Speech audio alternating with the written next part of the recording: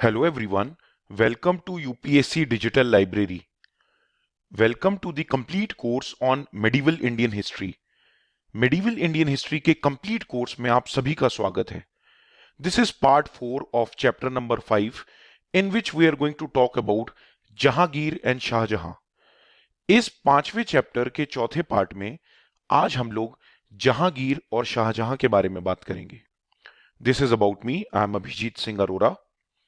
So in the previous videos, we have already talked about Babur, we have already talked about Humayun and Sher Shah Suri. We also talked about Akbar. Now in this video, we'll talk about Jahangir and Shah Jahan, which is the part 4 of this video. And then in the next video, we'll talk about Aurangzeb and what were the causes of decline of the Mughal Empire. So let's proceed now. So this is what we are going to discuss now in this video. इस video में हम लोग इन दो Mughal emperors के बारे में बात करेंगे, जहांगीर और शाहजहां के बारे में. So as you guys can observe over here, Jahangir did not have a very long tenure. Jahangir का बहुत लंबा टेन्योर नहीं था. He had a tenure of रफली 22 years, whereas if you look over here, Shahjahan had a fairly bigger tenure compared to Jahangir. Jahangir के compare में शाहजहां का थोड़ा लंबा टेन्योर था. And if you look at Aurangzeb, he had a fairly big amount of tenure. Aurangzeb का तो काफी बड़ा टेन्योर था. All right, so now let's begin with Jahangir, who ruled from 1605 to 1627. तो चलिए अब हम लोग सबसे पहले जहांगीर की बात करते हैं, जिन्होंने 1605 से लेकर 1627 तक शासन किया था. So in the last video, we already talked about Akbar. So when Akbar died, Prince Salim, he became the next Mughal emperor with the title Jahangir. जब अकबर की मृत्यु हो जाती है, तब प्रिंस सलीम जो थे वो राजगद्दी पर विराजमान हो जाते हैं एक नए टाइटल जहांगीर के साथ. The meaning of this word Jahangir is conqueror of the world, जिसने दुनिया जीत ली हो. All right, but that does not means that Jahangir never faced any issues while becoming this emperor. इसका ये मतलब नहीं है कि जहांगीर को कोई तकलीफ या मुश्किलों का सामना नहीं करना पड़ा था एम्परर बनने में. Now his son Khusrau, he revolted. All right, so but when his son revolted, he was imprisoned and later on he was killed. पहले उनको जेल भेज दिया गया उनके बेटे को, और बाद में उनको मार दिया गया. Who killed Khusrau? Shahjahan killed Khusrau. तो शाहजहां ने अपने भाई को मरवा दिया था, obviously because he never wanted that there should be anybody who should become an obstacle in becoming an emperor. तो जो जहांगीर के जो बेटे थे शाहजहां, उन्होंने बाद में खुसराव को मरवा दिया था. So it is also said, ऐसा ये भी कहा जाता है, that when Khusrau was caught revolting, so he was made blind. मतलब उनको अंधा भी करने की कोशिश की गई थी जब उनको पकड़ा गया था. And those of the students who are from Sikh community, they must have heard about Guru Arjan, who is the 5th Sikh Guru. जो पंजाबी स्टूडेंट्स हैं उन्होंने गुरु अर्जन के बारे में सुना होगा, जो सिखों के पांचवें गुरु थे. So he was also beheaded.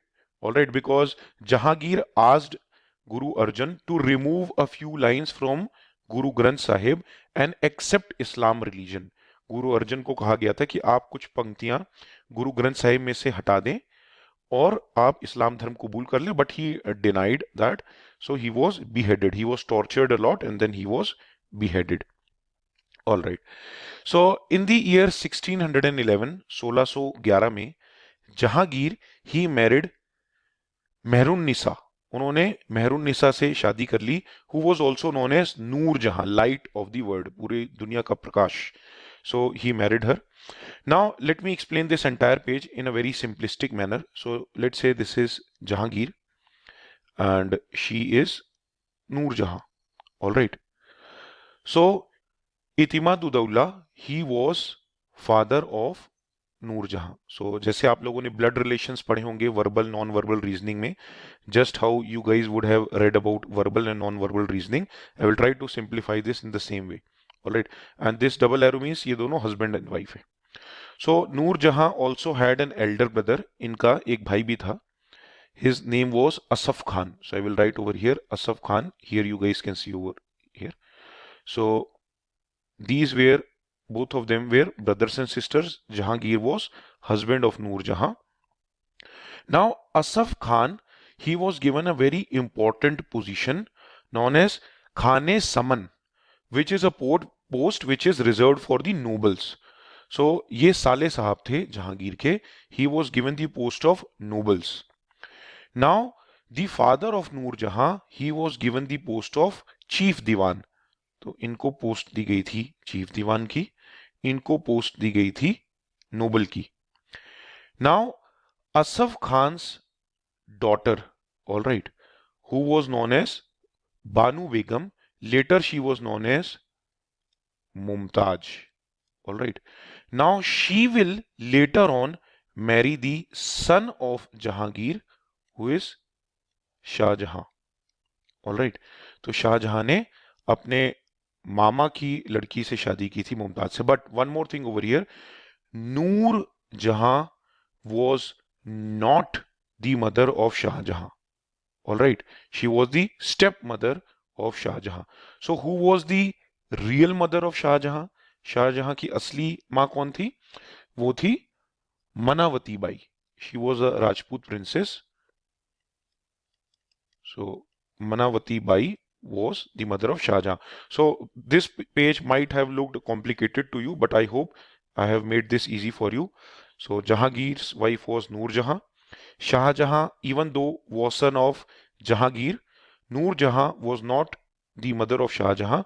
Obviously, that time the emperor used to marry more than one wives, which is also known as polygamy. So Manvati Bai was the mother of Shah Jahan. Later on, Shah Jahan will marry the daughter of Asaf Khan, Mumtaz. Hope this is clear to all of you. All right. So it is also said by some historians that Noor Jahan, that is wife of Jahangir, she was very powerful in the court. She used to keep a group of janta. Ab, what is the meaning of this term janta? Is janta का मतलब क्या है? Ideally, this the meaning of this word janta is a group of armed people. मतलब armed forces के कुछ लोग या फिर आर्मी वगैरह के कुछ लोगों का आप एक ग्रुप बना दें. And obviously the military people during those times had a lot of power. उनके पास बहुत ज़्यादा power होती थी. So that is why she was able to decide what will happen in the court. तो इस तरह से वो decide कर पाते थे कि कोर्ट में क्या होगा. This was one of the prominent reason, ये एक बहुत अहम reason था that son of Jahangir, Shahjahan, had a rebel against his father in 1622. क्योंकि शाहजहां को ऐसा लगता था कि नूर जहां had an influence in the Mughal court, so Shahjahan tried to fight with his father in 1622 because he used to feel that Jahangir was completely under the Noor Jahan's influence. But there are many historians who do not accept this view. कई historians का ये मानना नहीं है. Even in the autobiography of Jahangir, it is mentioned that till the time Jahangir became weak due to poor health, जब तक जहांगीर बूढ़े होकर बीमार नहीं पड़े थे, he only used to take important political decisions. वही सारे निर्णय राजनीति से संबंधित लिया करते थे. But one thing is clear is that Noor Jahan had some dominance in the royal household. She used to encourage the Persian art and architecture also in the court. And even when Jahangir used to go for hunting, she used to accompany him. So obviously, she had some or the other influence in that court.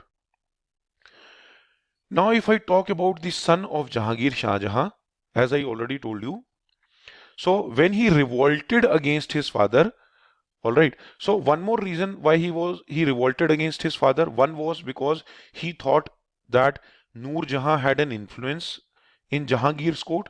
एक कारण जो शाहजहां अपने पिता के against revolt में उठे थे, उसका पहला कारण तो था नूर जहां. उनको लगता था कि जो नूर जहां है वो इन्फ्लुएंस करती हैं जहांगीर को. दूसरा रीजन ये था कि जहांगीर ने शाहजहां को बोल दिया था that you go to Kandahar, Kandahar जाने का आदेश दे दिया था. And he was not happy with that. All right. Because of these rebel like situation created by Shah Jahan, the activities of the empire was distracted for 4 years. क्योंकि ये सब चलता रहा तो 4 साल तक चीजें थोड़ी सी बिगड़ी नहीं. But later on, when Jahangir died in 1627, Shah Jahan then reached Agra with the help of the army and the nobles. जब जहांगीर की डेथ हो जाती है 1627 में, तब शाहजहां आगरा पहुंच जाते हैं नोबल्स और आर्मी के सपोर्ट से, और वो एम्परर बन जाते हैं. He becomes the emperor. And Noor Jahan, she was given a pension and she lived a retired life till her death. ठीक है, जब तक उनकी मृत्यु नहीं होती वो एक पेंशन लाइफ जीती है. So now let us talk about Shahjahan, who ruled from 1627 to 1658. तो अब हम बात करते हैं शाहजहां की, जिन्होंने 1627 से 1658 तक रूल किया था. All right. So one mistake what Shah Jahan did was he wanted to recover back his ancestral lands on the northwestern frontier. तो जो नॉर्थ वेस्ट का फ्रंटियर है हमारा, सिंध पाकिस्तान उधर तरफ का जो एरिया है, ये उसको वापस अपने कब्जे में लेना चाहते थे, जो उनका पूर्वजों का जो भी जमीन वगैरह थी. So he wanted to recover Kandahar. All right. But this policy of recovering back the ancestor land on the northwest frontier was a bad decision taken by Shah Jahan. ये जो नॉर्थ वेस्ट फ्रंटियर में जो अपने पूर्वजों की जमीन लेने का उनका ये जो प्लान था, ये कैंपेन था, ये एक गलत निर्णय साबित हुआ. Why? Because between 1639 and 1647, इन दो सालों के बीच में the Mughal army lost more than 5,000 lives because of the invasions. ठीक है, इन गलतियों के कारण मुगल आर्मी को लगभग 5,000 से ज्यादा लोगों की जान गंवानी पड़ी. Later on, he realized that this is not the right thing to do. He stopped that. Then he paid more heed towards the Deccan policy. उनकी जो Deccan policy थी वो ज्यादा सक्सेसफुल थी. He defeated the forces of Ahmednagar, और अहमदनगर पर उन्होंने अपना शासन शुरू कर दिया था. Even Bijapur and Golconda, they also signed a treaty with the emperor. इन्होंने भी ट्रीटी साइन कर ली थी. Now he made 4 Mughal provinces in the Deccan. South में उन्होंने 4 प्रोविंसेस बना दी थी. These provinces were Khandesh, Berar, Telangana and Daulatabad. These were the 4 provinces he made in the south or in the Deccan. And Aurangzeb, his son, जो उनके बेटे औरंगजेब थे, he was given the control or in charge of these Deccan provinces.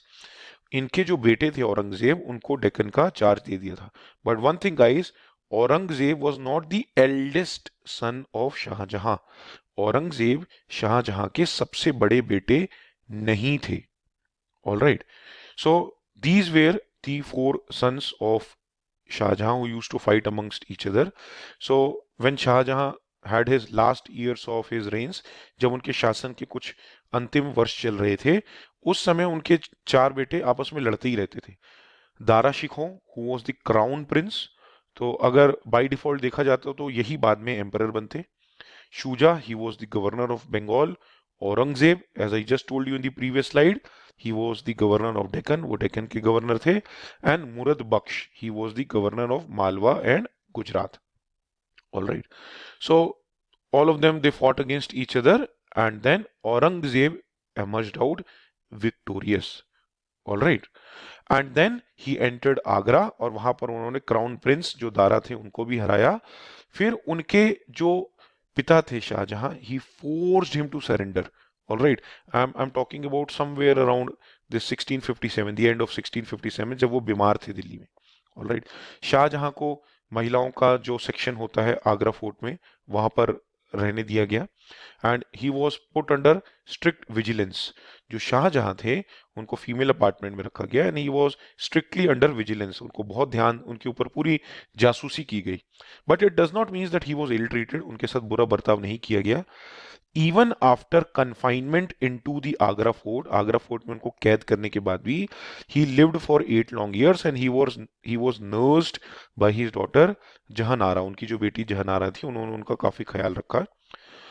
Now if I talk about Shahjahan, he died in the year 1666 और उनकी जो wife थी मुमताज महल, उनके साथ उनको ताजमहल में दफना दिया गया। I did not talk about Taj Mahal a lot in this, मैंने इसमें ताजमहल की या उनकी लव स्टोरी की बात नहीं की है, because we are preparing for UPSC examination, alright. So I don't think so they will ask about the love story of both of them. आप लोग गूगल पे सर्च कर सकते हैं if you are curious to know about that. So I am trying to confine myself to the syllabus. मैं अपने आप को सिलेबस तक कन्फाइन रखने की पूरी कोशिश करता हूँ, so that I don't teach in excess that might be not productive for you। मेरी कोशिश पूरी यही रहती है। So in the next video now we'll talk about Aurangzeb and his religious policies। We'll also look at the reasons because of which the Mughal Empire declined। तो हम अगले video में औरंगजेब और उनकी रिलीजियस पॉलिसीज के बारे में देखेंगे। हम ये भी देखेंगे कि मुगल एम्पायर डिक्लाइन क्यों हो गया। So I hope this video was helpful to all of you. Thank you everybody for watching. God bless you.